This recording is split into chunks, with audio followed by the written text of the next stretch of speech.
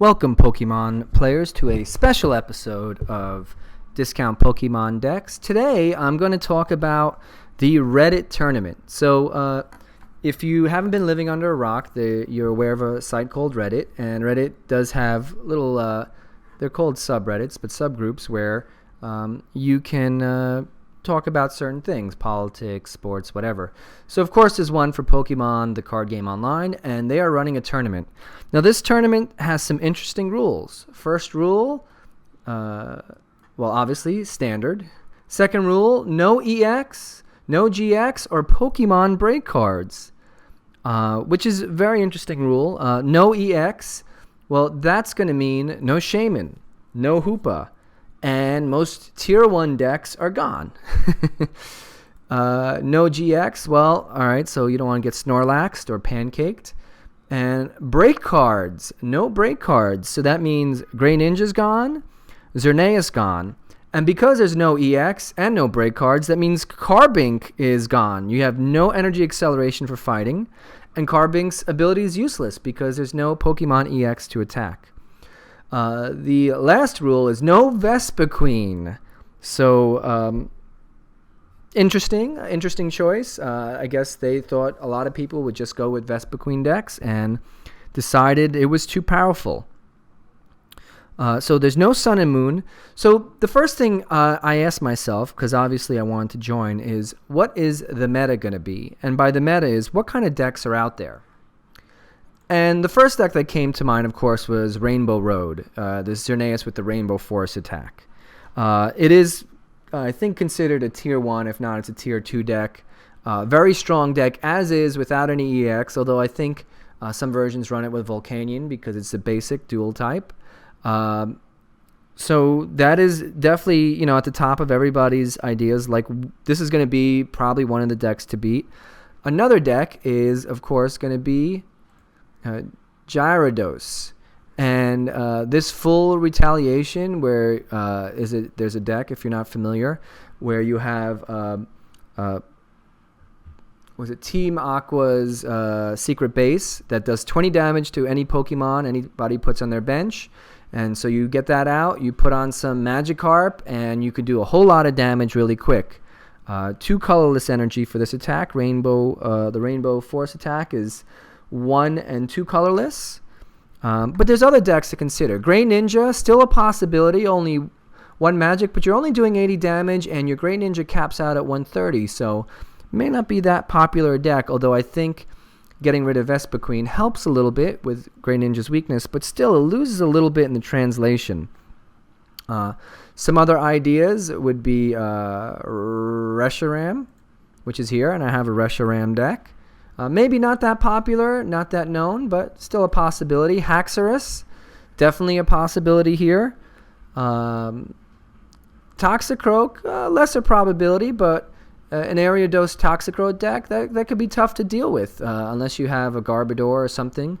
You got to get around this Poison Enzyme ability.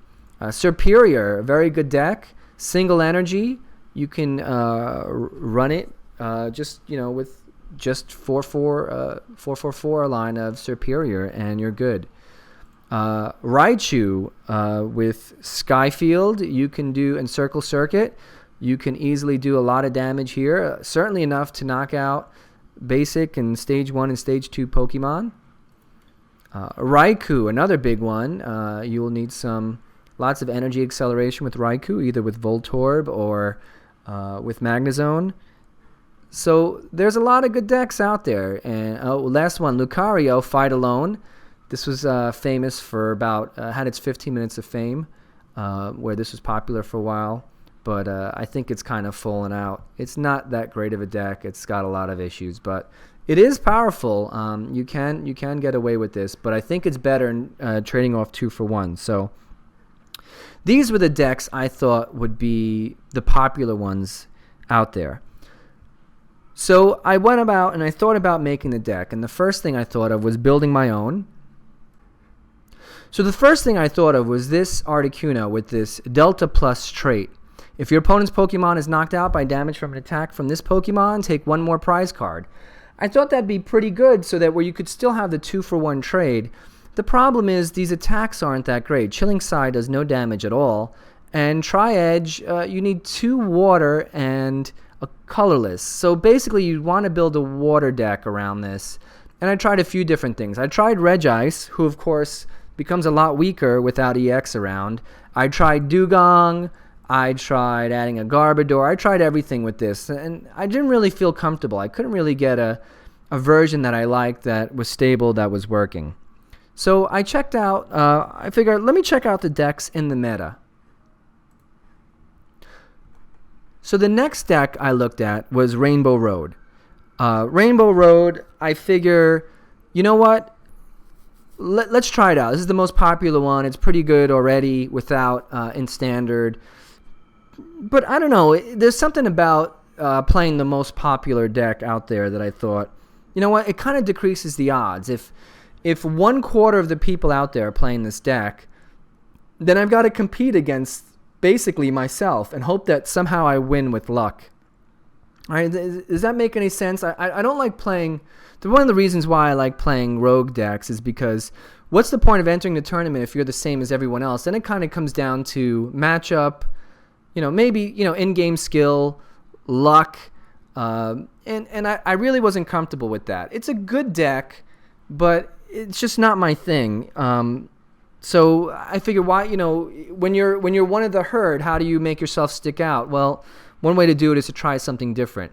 I did put a Spinda in here, and I figured this would be good against Gyarados if they get Magikarp out. But honestly, it didn't even matter. You can use Galvantula or whatever. There's just so many ways to go about this.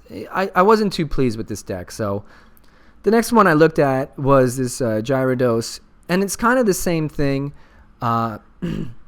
It's a very popular deck.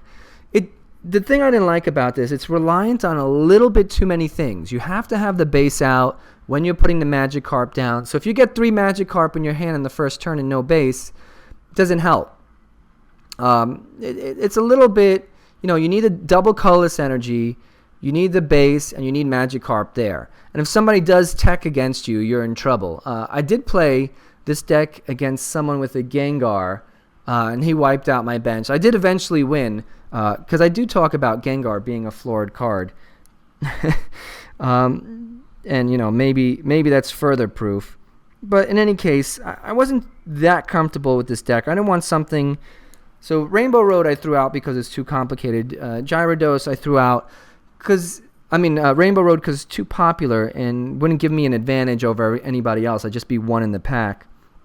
And this deck I thought, reliant on too many things. If someone can stop one of these things, then I'm in big trouble. So the next deck I went to was a Raichu Skyfield. I thought this deck might be a little less popular because you lose Vespiquen.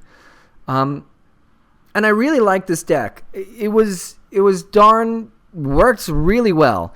And I had someone ask me in another video, first of all, you can't use Sun and Moon cards. But if I could, would I replace some of these balls in the fungus with something else? And you know what? I really wouldn't. I like this, especially in this deck, because you may lose your stadium and you'll lose some cards, and you need to get them back, so you can always Super Rod them back, and then you get a fungus in your hand, you use a fungus, you get all the balls back in your hand. You can fill up your bench really well. There's a lot of nice synergy in this deck. Super Rod in Unknown and fungus in the Pokeballs. There's so many ways to just I was playing someone, I think it was Click the Links, and they said back to me, it's scary how fast you can go through your deck. And it is. This is a very, very quick deck, and I would play this, outside of even a tournament. I think it did fairly well. Of course, one of the things you miss out is the creatures that are weak against lightning, especially like Shaman. So it was good, but what I found when I was playtesting is, again, you're trading 1 for 1. So most likely he's going to have something that does, your opponent will have something that does 90 damage and will knock out your guy, and you'll knock out their guy, and back and forth you go. So there's not really anything that you gain from it. So this was my number 2 deck, but I found another deck that I was more comfortable with, and that's the deck that I went with. So this is the deck I went with, and you're probably laughing right now because if you followed my video, you know I like mill decks. But I thought for a second, and I looked at some of the other decks I built, the Gyarados, the Raichu, the Rainbow Road. They're all reliant on double colorless energy. And I think a lot of the decks out there are going to be relying on that. I think some people are going to go with like Zoroark.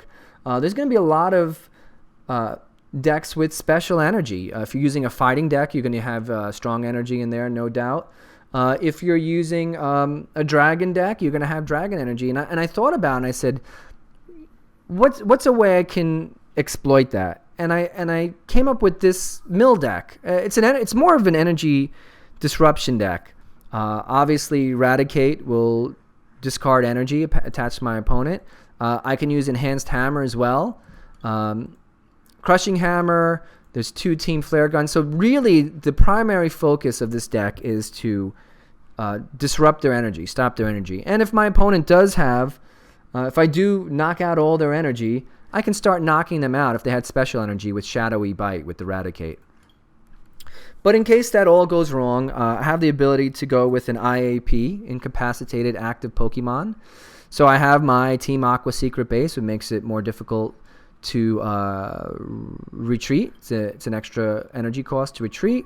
I do have Rattata to get rid of Pokemon Tool, as long as Garbodor is not around. And I have Lysander. So between these, I have a good ability to get my opponent to have a Pokemon in the active spot that he can't use. And if I do achieve that, and I do get rid of energy, I can always use Bunnelby to mill cards, and Team Rocket's Handiwork. So it's a standard mill energy disruption deck. I'm going to remove all the energy. I have lots of ways to do that. I am going to try to get a Pokemon in the active spot that's not going to hurt me with these. And I'm going to mill with Bunnelby and Team Rocket's Handiwork. And that's the basic idea to this deck. I don't know how a mill deck's going to do here. Usually, the big downfall is I don't have a Shaman. I'm not going to have a Hoop. I'm not going to be able to target. There may not be a lot of weak cards for my opponent to target.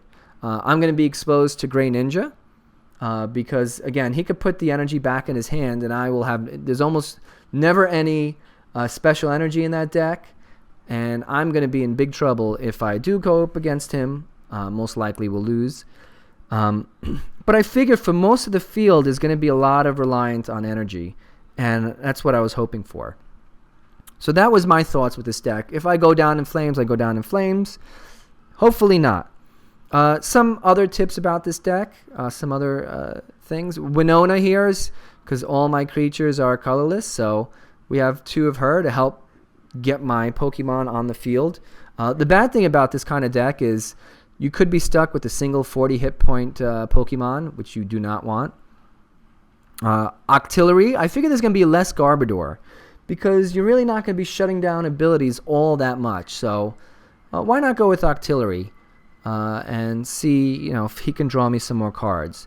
I'm going to go with 3 V-Seeker, so I could go either way, either using Lysander more or Team Flare Grunt or Team Rocket's Handiwork if I need it. 3 random receivers because I think these supporters are good, and usually I could deal with any one of them. Early on, if I get a Winona, I don't mind. And most likely later on in the game, there's only 2 in this deck. I should not be able to draw it. And at worst, if I'm in dire need of a draw supporter and I play this and I pick up something else, it could be a card that helps me anyway. Say for the Winona and the Team Rocket's Handiwork, it's not an immediate help, but the Lysander can help, and even a Team Flare Grunt. Trainer's Mail is here as well, just to give me a little bit ability to draw what I need. And this deck is kind of a little heavy in Trainer, so that will help as well. I chose this energy. I chose Fairy Energy in case my opponent puts down a Fairy Garden. Then I'll be able to retreat at will. Other than that, I don't have ability to retreat from my Octillery, so maybe a little bit of a mistake there. I probably should have put a Float Stone in there, but we'll see. We'll see how this all works out. I'm hoping that's all going to work well. Luckily, the tournament was already listed, and in this tournament, you had to give your deck lists, and so we know what the decks are. So you can see the most common deck is Raikou, which I wasn't surprised, 'cause I did play test with a few people beforehand, and I saw this fairly often. So it is a strong deck, especially with Electrode. I've seen a few different versions of it, so it'll be interesting to see how well it works in this field. Second is Rainbow Road. Third is Superior. I'm not surprised in the sense that I think it's a great card. It's one of the decks I actually had considered as well, because I really wouldn't have to modify it that much to play it here. But I'm just surprised. It doesn't seem to be very popular. I don't run into it that much. Raichu, no surprise there. And look at this, Mill. Mill is the fifth most popular deck. I'm very pleased to see that, especially when there's no Wailord, no Houndoom, that people are still milling out there. So it should be pretty interesting. And if you look, that is the halfway point. So half the decks are these 5. Gyarados didn't come in till number 6. Articuno did show up, and Grey Ninja's only a tiny sliver. So I don't know if there's anything really to notice as you go further down. Swampert, Gramble. Gramble's another interesting one. Noctowl would be good with the Vileplume, but you know how I feel about Vileplume in this environment. Toxicroak did show up. Dugong did show up. Mamoswine was another one that's I thought would be interesting. I'm guessing this is Fight Alone Lucario. Of course, you're going to have Darkrai. I'm sure there's a Veltal in there as well. So Volcanion Entei, that's an interesting one. I've tried to make that deck outside of this tournament without much success. So obviously they're just trying to borrow from the Volcanion EX and make just a cheaper version. Of course, here we go, Typhlosion. That should be fun anytime you run into that. So hopefully I'll be able to record the games as I go and play them for you, and hopefully I do well. So it should be fun. Again, sometimes when you build a deck, the thing to think about is what is the meta? Who are you playing against? And right here, that's who I'm playing against. And if I'm looking at it, that requires special energy. I think, if not, most likely the Voltorb, if nothing else. Special energy, not. So I'm a little weak against Superior. Special energy, Mill. There'll be lots of mirror matchups.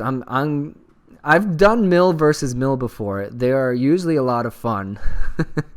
And Gyarados as well. So I think of the top 6, I feel pretty good about 4 of them. Although these are dangerous decks, there's no gimmies here for sure. So let's see how it goes. So thanks a lot for listening, and until next time. If you haven't already, hit that subscribe button so you'll know when our next video is released. Also, check out our playlists where you can find videos by topics like Mill decks or Cheap EX decks.